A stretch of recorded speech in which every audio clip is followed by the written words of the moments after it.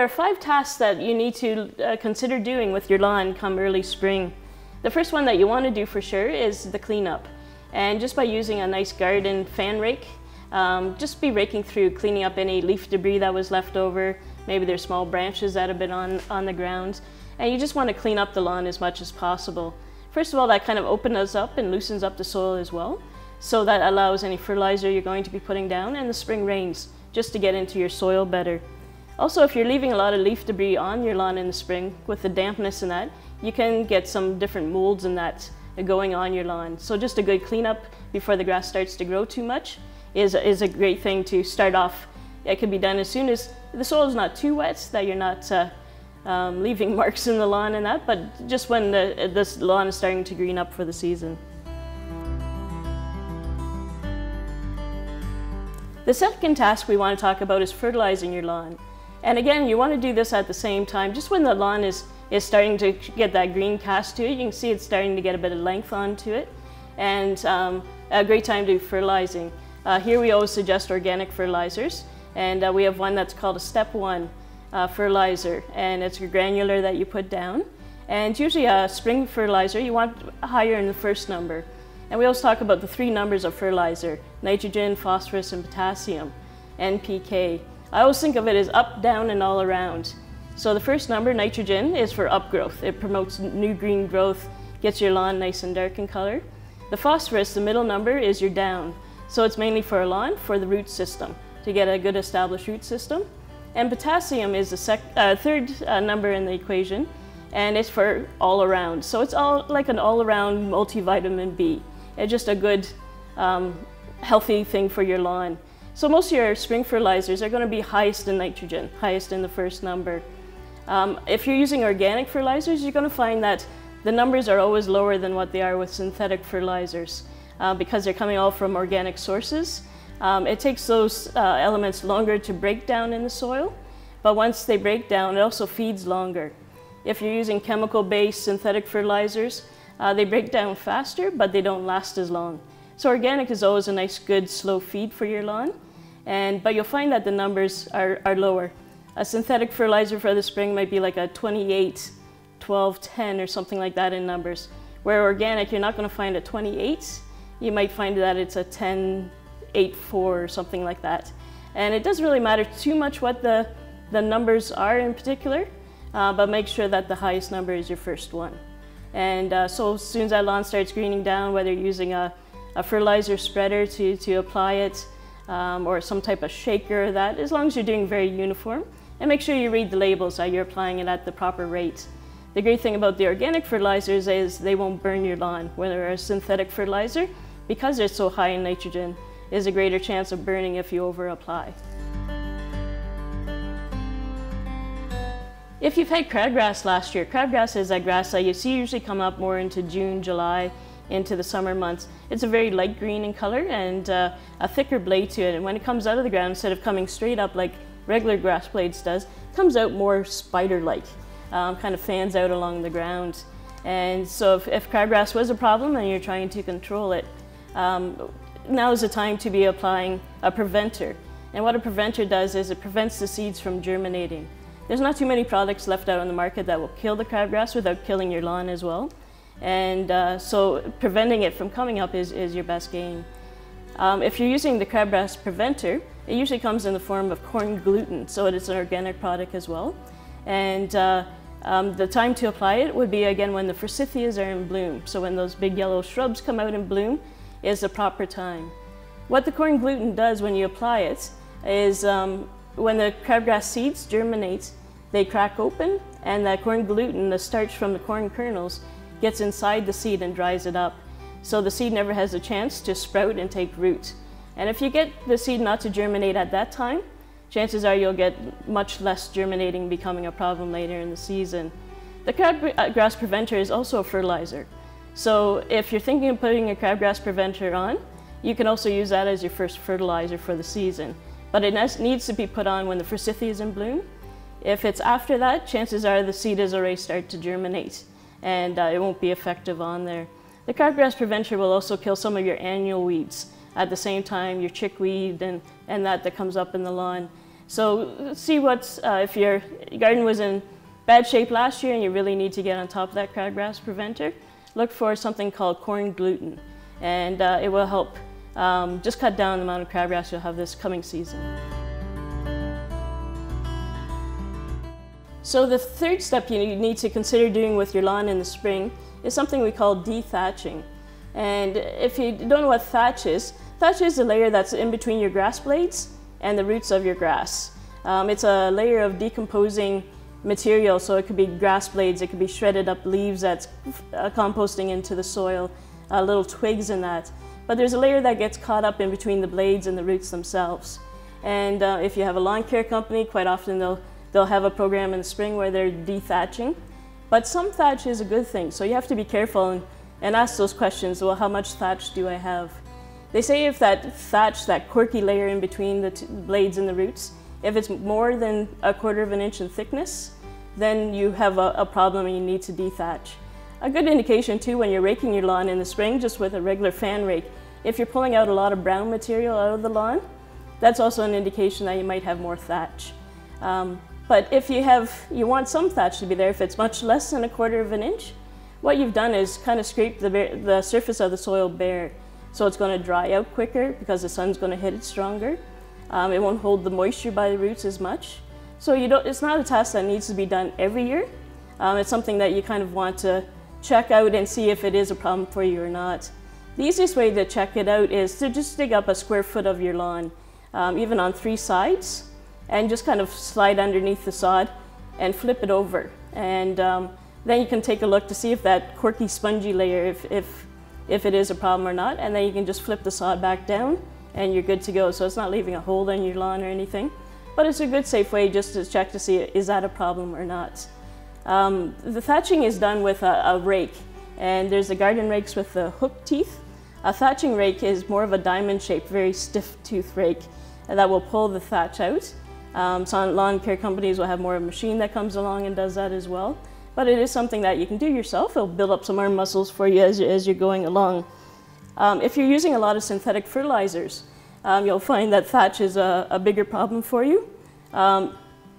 There's the microorganisms that come into your compost and help break down your compost are the same microorganisms that will come up through the soil and into the sod that helps break down that thatch layer.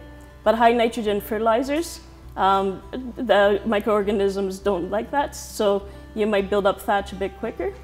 Or if you have very acidic soil, here in Niagara we're quite lime-based, so usually not a problem for us. But if your soil is very acidic, those microorganisms aren't as active either, and you might have a bigger thatch problem because of that. So you can get the rake, be pulling it through the lawn, or hire a company to come and do it for you. And again, it's just going to kind of loosen up the surface of your soil to get those spring rains coming into the soil. But it's just a way of getting the nutrients down to where it is. If the thatch is too thick, when you fertilize, the nutrients will get trapped in that layer and not doing a great job for you either. So check it out each year. It's again not something that you have to do every spring necessarily, but something you want to keep in contact. It's something that you want to keep just tabs on. Or if you have a lawn care company in, ask them the question and say, well, how much thatch did I have? And just see what they say, if it's a problem or not for you. The fourth task that we're going to talk about with the lawn care in early spring is whether you need to aerate your lawn or not. Again, it's usually part of a program that a lawn care company will offer you. And aerating is when a process where they take a machine of some sort. There's different rakes and that you can use as well. But it's where they remove cores of soil out of your lawn. And why they aerate is because if the soil becomes so compacted, and here again we're a lot of clay soil, so a lot of us have heavy soil, and only a thin layer of topsoil was put down before sod or seeding was done. So by removing these cores of soil out of the ground, it's allowing air to get back in at the roots. Air is very important for root growth to happen, and so it allows the roots to go deeper into the soil. Another benefit of aerating is also it allows the moisture, the rains and that, to go deeper into the soil, and that allows the roots to go deeper with that rain as well. And another thing it does is allow the nutrients, so when you're fertilizing, it allows the nutrients to get further into the soil. So aerating is good on for many reasons. here, because we are that clay base that I talked about, is aerating probably should be done, maybe not every year, but more often than not, just to make sure you have a good healthy lawn. A lot of times people want to rake up those little cores of soil because they think they'll make the lawn rough, but usually after a couple rains those cores of soil are just going to dissolve. So it's not necessary because you're still getting rid of then a lot of good soil that you want to keep there. So just let it dissolve naturally back into the lawn area. So aerating should be done in the spring, or it also can be done in the fall. So anytime just before there's vigorous growth happening, you can consider aerating. It's best if the soil is slightly moist before you do it. So again, whether you're hiring somebody to do it, you can get different tools in that where you just go around punching holes in, but if you have a large lawn area, you might want somebody to come and do that for you. Along with aerating, a lot of people get their lawns rolled.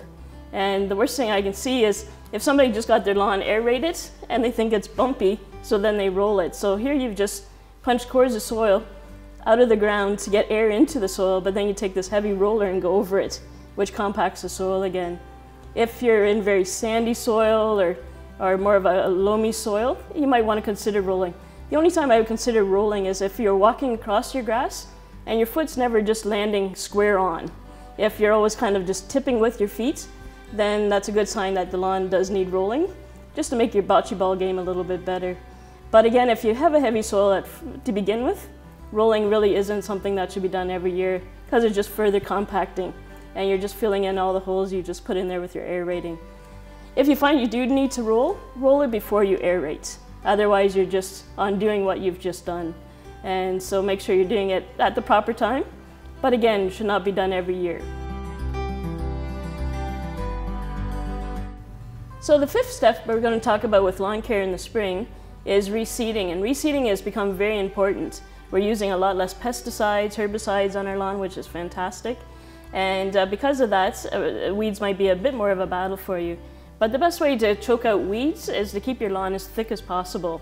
So even if you have an existing lawn that's a little bit on the thin side, the best thing is to be reseeding it.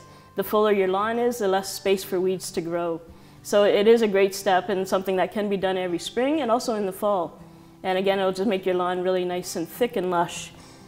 Usually when you're reseeding, again, we talked about raking the lawn, that loosens up the soil. And so just give the lawn a good raking first so that the seed has some place to germinate into. But grass seed doesn't need to be covered in order to germinate. So usually we're just spreading the seed on top.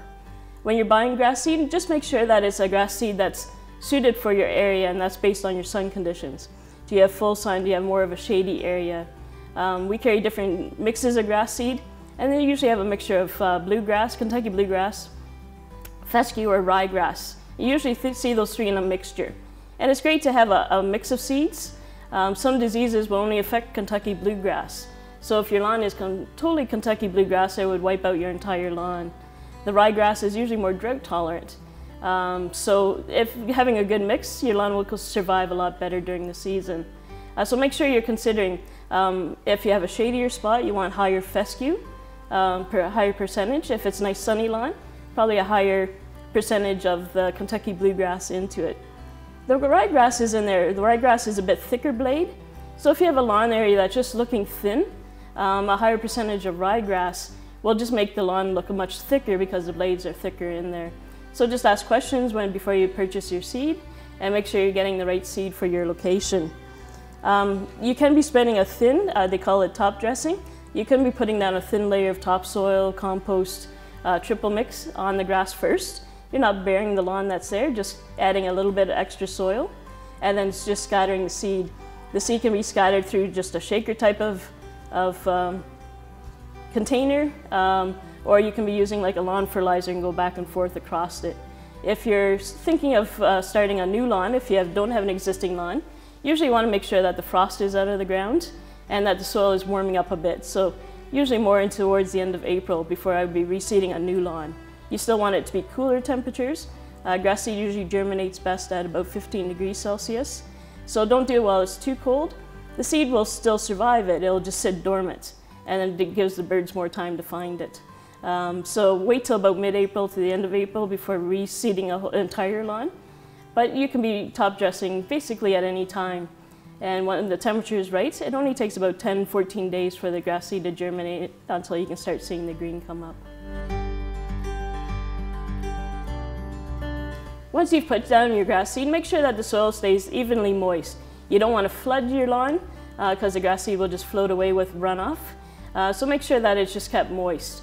In the spring, usually you don't need to be as careful with that, but if you're seeding in towards the summer where it's hot and dry, going into late June, July, you'll have to be a bit more diligent, but just make sure that the soil remains moist, that it's not drying out for any long period of time, and you should get good germination with that.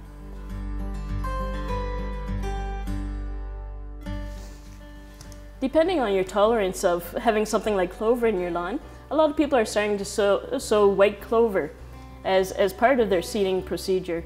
Eventually it does take over a bit of the lawn and that will keep multiplying. But clover stays green all season. It doesn't go through that summer drought period and going dormant.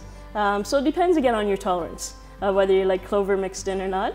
But it's a great option, adding a lot of nutrients back into your soil. And it's something that you might want to consider or look into more, ask some questions about whether that's the right thing for you. If you just put down sod in the last year or so, you might be asking yourself, well, how do I make the lawn thin? What grass seed will best suit my sodded area, because you want it to blend in with what you have. And usually sod is more of a higher percentage of Kentucky bluegrass. So you'd want to find a seed mix that is almost 100% Kentucky blue, maybe 75% Kentucky blue. And it should blend in with your sod quite well and not stand out as being, why do I have all these little strips? So look for a seed mix with a higher percentage of Kentucky bluegrass.